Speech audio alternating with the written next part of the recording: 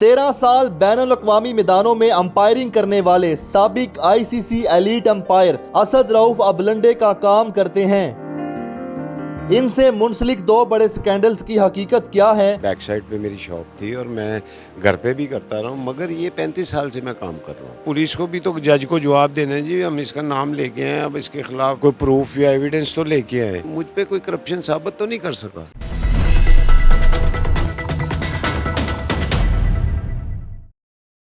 अस्सलाम वालेकुम, उर्दू पॉइंट में खुशामदीद। मैं हूं आपका मेज़बान उस्मान भट्ट। नाज़रीन, इस वक्त हमारे साथ आईसीसी एलीट पैनल के अंपायर असद रऊफ साहब मौजूद हैं, जो कि एक लंबे अरसे तक क्रिकेट पर छाए रहे, दुनिया क्रिकेट पर इनका नाम रहा और अचानक से फिर ये गायब और अब सामने आ चुके हैं।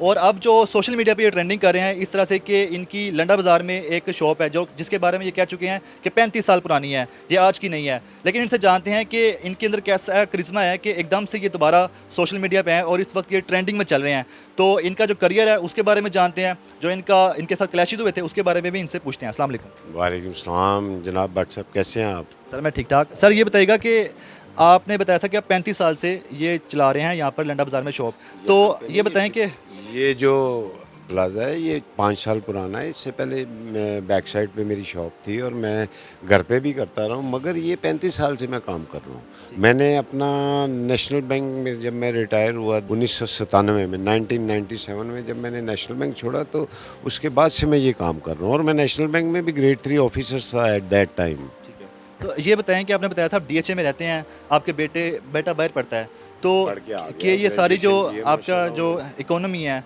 वो आप इस काम से चला रहे थे या आपने जो करियर था आपका क्रिकेट में अंपायर का उससे? नहीं नहीं, अंपायरिंग से मेरी अर्निंग बहुत कंफर्टेबल थी। आईसीसी मुझे बहुत अच्छा पैसा देती थी और उसके अलावा जो टूर्नामेंट हम ड्यूरिंग द ईयर कराते थे, लाइक आईपीएल करवा दिया और वर्ल्ड कप आ गया, कोई T20 वर्ल्ड कप आ गया, और इन इवेंट के लिए हमारा अलहदा पैसा होता था जो तकरीबन $50,000 पर टूर्नामेंट होता था।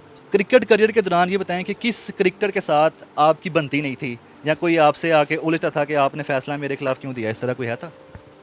मेरे एंटायर कैरियर में मेरे साथ कभी किसी का झगड़ा नहीं हुआ, और अंपायर से उलझना तो आप समझ लें कि प्लेयर पे दफ़ा 302 है ये, क्योंकि उसका कैरियर भी ख़त्म हो सकता है। तो अंपायर से नहीं कोई उलझता था उस ज़माने में। और जब हमने अंपायरिंग शुरू की है, कानून बड़े सख्त हो गए थे। अंपायर का फ़ैसला तो ऐसा है कि आपको गलत भी है तो आपको क्रीज़ छोड़नी है। आपने क्रिकेट खेलना शुरू की, फिर आपने छोड़ दी, फिर आप अंपायरिंग में आए तो अनफॉर्चुनेटली आपके साथ एक इंसिडेंट हो गया, फिक्सिंग का आप पे इल्ज़ाम लगा, एक्यूज़ लगा और आपको बैन कर दिया गया। फिर ये बताएं कि आपकी ज़िंदगी में चल क्या रहा था, आप क्या करना चाह रहे थे, फिर आप क्या करने गए और वहाँ से भी आपको जाना पड़ा? मैं तो जो करना चाह रहा था वो तो मेरे करियर में हुआ ही नहीं। मेरे साथ तो वो हुआ जो मैंने कभी सोचा भी नहीं था। मैंने क्रिकेट खेली, मैंने ज़िंदगी में कभी टॉप क्रिकेट खेली, मैंने ज़िंदगी में कभी सोचा नहीं था। मैंने अंपायरिंग की, मेरे वहमों गुमान में भी नहीं था। तो ये अल्लाह ताला ने जहाँ-जहाँ आपका रिज़्क और आपका पैसा लिखा होता है, वो खुद ही हालात बनते हैं आपकी लाइफ में।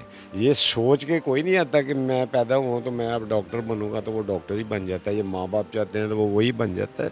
ये वही होता है जो अल्लाह ताला चाहता है, वो किस बंदे से क्या काम लेना चाह रहा है। तो मैंने जो किया वो तो मैंने लड़ने का काम सारी ना मेरे ख़ानदान में किसी ने किया ना, मगर मेरा रिज़्क इधर लिखा हुआ, तो मैं कैसे इधर उधर मुड़ सकता हूँ।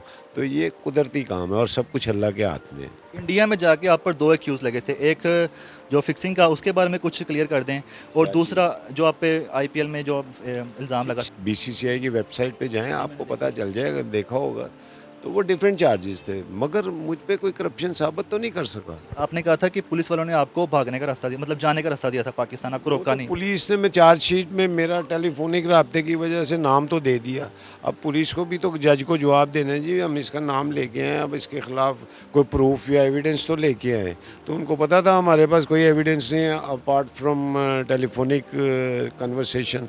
तो टेलीफोनिक से अदालत तो नहीं मानती ऐसी। जज से काफ़ी झिड़कें पड़ी हैं पुलिस को, और मुझे आज तक पुलिस या जज की तरफ से कोई नोटिस नहीं आया, अदालत की तरफ से कोई समन नहीं आए कि आप हाज़िर हों वहाँ पे। तो इसलिए मुझे कोई ज़रूरत ही नहीं महसूस हुई। उन्होंने खुद ही मसला खड़ा किया था, खुद ही उसको छोड़ दिए। तो पीसीबी ने आपको बैक नहीं किया उस वक्त के, मतलब आपके हक में बोला हो, आईसीसी के पास किया हो उस तरह? पता है क्या है, पीसीबी ने फॉलो किया, उन्होंने आईसीसी से क्वेश्चनिंग की थी ये हमारे अंपायर के, सो ये कैसे बैन किया। मगर बात ये है कि वो इंडिया में बैठे हुए हैं, हम पाकिस्तान में बैठे हुए हैं, आईसीसी दुबई में है, तो ये कौन ये लिंक पैदा करता कि मैं जाकर पहले आईसीसी को, आईसीसी जाके इंडिया को पूछ। बात तो मुझे तो ये, मैं अपना इत्मीनान था कि मेरे ख़िलाफ़ कोई सबूत कोई पेश नहीं कर सका। और सबसे बड़ी बात कि मेरे जो फैंस हैं, मेरे जो फैमिली है, मेरे जो पाकिस्तान में या अराउंड द वर्ल्ड दोस्त हैं, वो सब यही कहते थे कि यार असद भाई दुनिया का हर बुरा काम अच्छा काम कर सकते हैं, करप्शन नहीं कर सकते क्योंकि पैसा इनका टारगेट नहीं है। सर ये बताएं कि जो लीना कपूर थी वो कौन थी, कब और कैसे मुलाकात हुई? वो मेरी और दोस्त थी, जी वो मेरी दोस्त थी, मैं कभी डिनाई नहीं करता, मगर मैंने ख़वातीन के साथ कभी मैं रिलेशनशिप में कभी नहीं रहा, ना ही मैंने कभी कोई ऐसा काम किया है, तो जिसकी वजह से ना तो मैं गिल्टी था। उसने स्टोरी बनाई, अपनी स्टेप मदर के कहने पे स्टोरी बनाई, उसने अखबार को बेच के शायद कोई पैसा मिल गया हो, मगर उसको नुकसान काफ़ी हुआ। वो मुझे कह रही थी बाद में कि मेरी जॉब ही ख़त्म हो गई है, लोग मुझे काम नहीं देते, हालांकि वो अच्छी भली एक्ट्रेस थी। मेरे केस में पता नहीं उसको कुछ मिला कि नहीं, अगर उसको फ़ायदा हुआ तो गुड लक, पर और मगर मुझे उसका कोई नुकसान नहीं हुआ। इसमें नुकसान क्या होता है, कोई औरत आप पे इल्ज़ाम लगाए तो सबसे पहले आपकी फैमिली डिस्टर्ब होती है।